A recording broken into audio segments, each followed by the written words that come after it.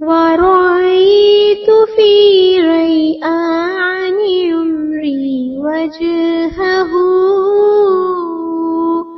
ثم النبي بيقظتي لقاني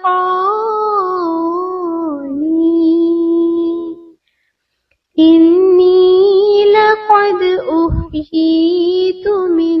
إهجائه وهن لإيجاز فما أحياني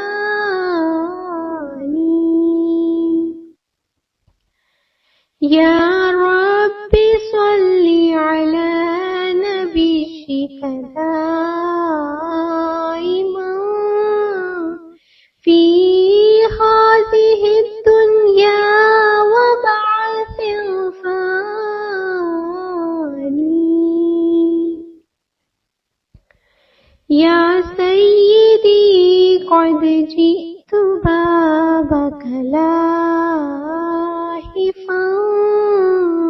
والقوم بالإكثار قد آذاني يفري سهامك قلب كل محارب ويشج عزمك هامة الثعبان لله دارك يا إمام العالمين أنت السبوق وسيد الشجعان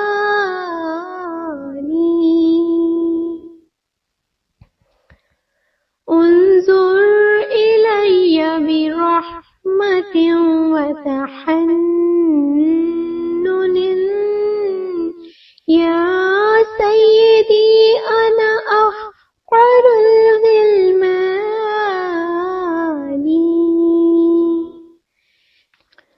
يا حبي إنك قد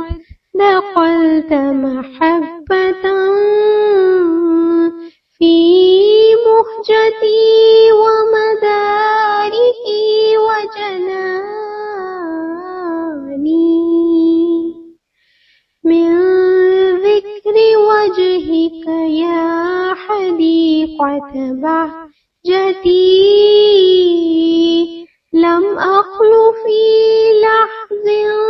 ولا في آني